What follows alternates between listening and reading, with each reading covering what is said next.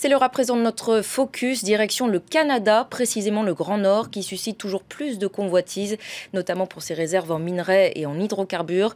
Un territoire très austère où les températures avoisinent parfois les moins 70 degrés et où moins de 100 000 Canadiens vivent.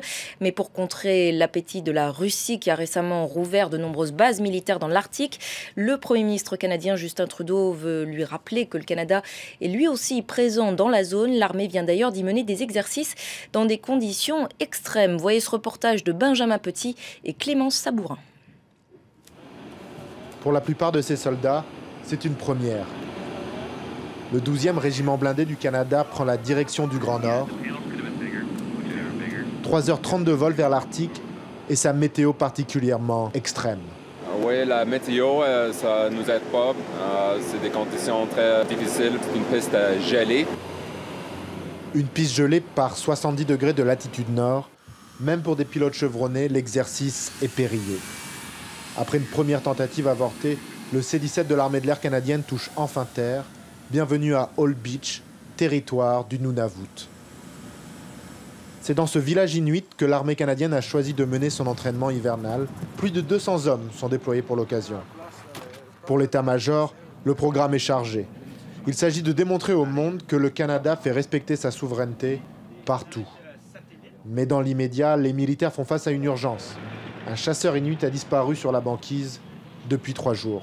We'll need to talk to the rangers because there's a real emergency. There's somebody missing. Ce sera finalement une fausse alerte.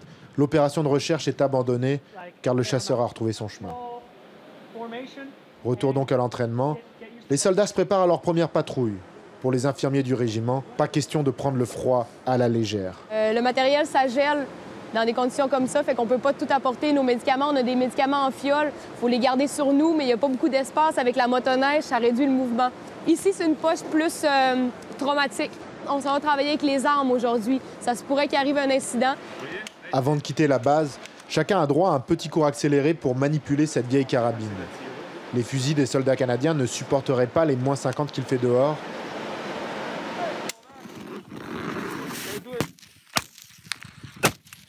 Il faut donc utiliser ce modèle qui équipait les soldats britanniques pendant les 2 guerres mondiales, une antiquité. Avec les doigts qui gèlent en quelques secondes, chaque geste est plus compliqué, plus lent. Et l'objectif est moins d'atteindre la cible que de simplement parvenir à tirer. Pour le Canada, cet exercice militaire doit avant tout prouver que son armée est opérationnelle dans le Grand Nord. Car face à elle, la Russie s'active. Moscou a relancé des dizaines de bases militaires dans l'Arctique. Mais de son côté, Ottawa peut compter sur un long réseau de stations radars datant de la guerre froide. Le système d'alerte du Nord, lui, date de 1985. C'est un partenariat entre le Canada et les États-Unis. Ce système-là a remplacé l'ancienne DO Line, qui était une ligne de radar qui datait des années 50.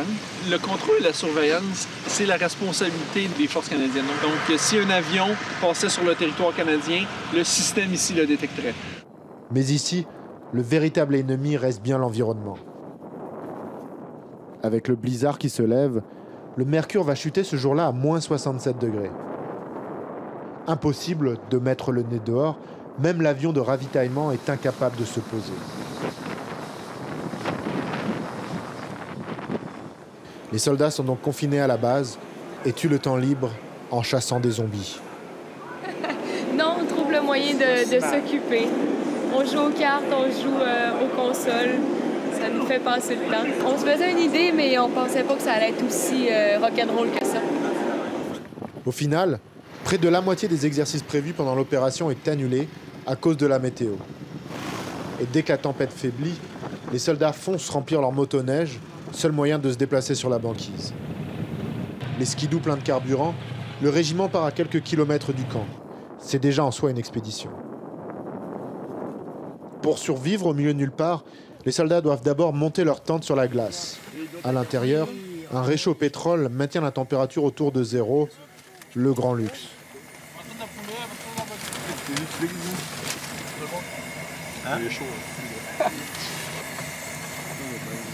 Mais pas question de trop souffler. L'objectif de la journée est d'apprendre à monter des igloos. Les soldats découpent donc des blocs de glace qui sont ensuite assemblés avec minutie par les Arctic Rangers. Sans ces réservistes inuits, les soldats canadiens ne tiendraient pas longtemps dans le froid. Écouter ces gens-là et savoir comment eux ils vivent et ils survivent ici, c'est primordial.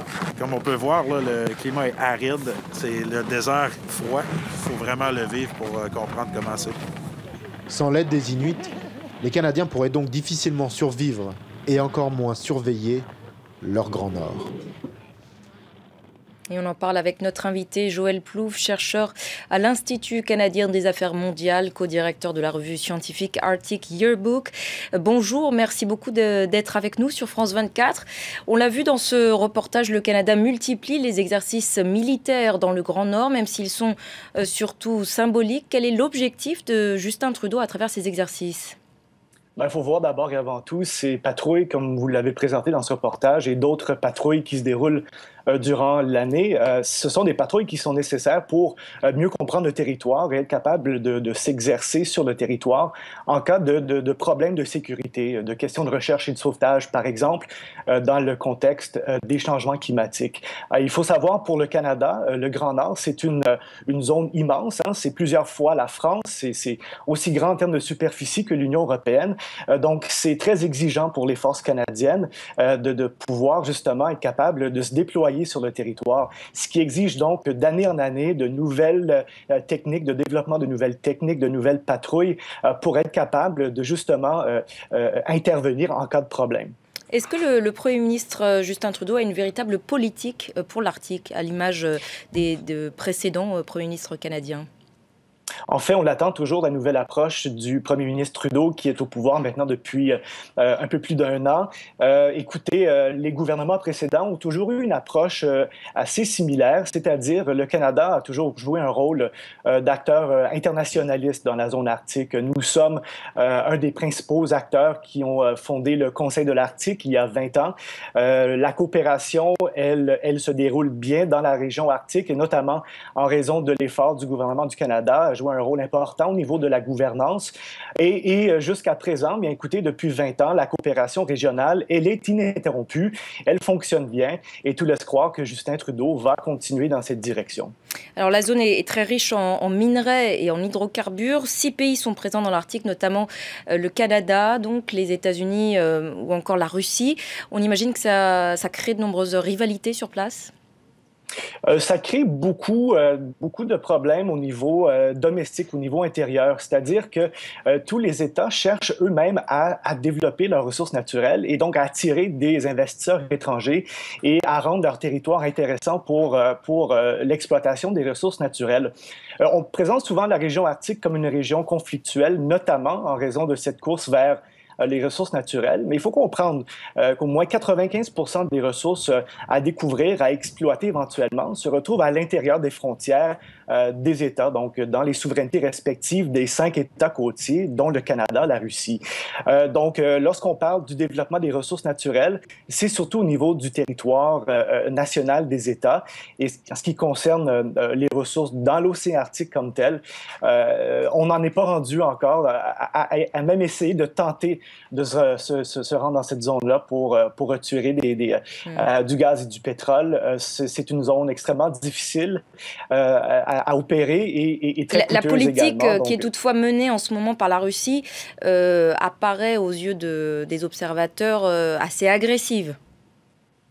Ce qu'on voit en Russie depuis la fin de la guerre froide, en fait, depuis le début des années 2000 plutôt, oui, une remilitarisation de son territoire arctique qui, justement, à la fin de la guerre froide, n'avait plus, justement, les capacités qu'elle avait auparavant durant la guerre froide. Donc, il y a une modernisation qui se fait puisque la Russie a plus de moyens qu'auparavant pour le faire. Et il faut comprendre aussi qu'en Russie, c'est là où il y a le plus d'activité économique également dans la région de l'Arctique, à l'intérieur du territoire russe. Donc, la Russie se prépare également à cette pression de la mondialisation des compagnies et des activités humaines qui sont de plus en plus présentes dans cette région-là. Donc, il faut vraiment le voir comme étant un problème russe et non un problème régional où les États sont en conflit l'un par rapport à l'autre.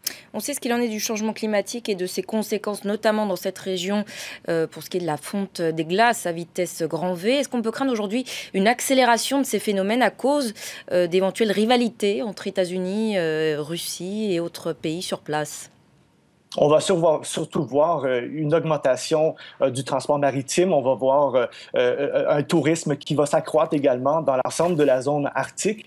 Et la fonte des glaces, mais ça ouvre cette zone-là au monde entier, où on va chercher de plus en plus à aller plus loin dans la zone arctique. Mais au niveau des conflits, des rivalités, comme je l'ai dit un peu plus tôt, c'est surtout des problèmes nationaux qu'on voit dans la région arctique et non au niveau des rivalités régionales. La coopération, elle s'inscrit dans l'intérêt de tous les États.